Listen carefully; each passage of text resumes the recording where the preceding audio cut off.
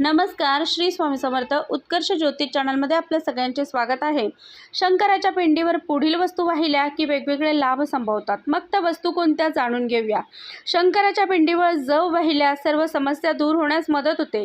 शंकराच्या पिंडीवर तांदूळ वाहिल्यास धनसंपत्तीची प्राप्ती होते। शंकराच्या पिंडीवर गहू वाहिल्यास सुयोग्य पुत्राची प्राप्ती होते। शंकराच्या पिंडीवर तीळ वाहिल्यास माणूस पापांपासून मुक्त होतो। शंकराच्या पिंडीवर जल अर्थातच पाणी अर्पण केल्यास परिवारातील एखाद्या व्यक्तीला जर ताप आला असेल तर त्याचा ताप बरा होतो। दूध आणि साखर मिक्स करून वाहिल्यास मुलांची बुद्धिमत्ता तेज होते।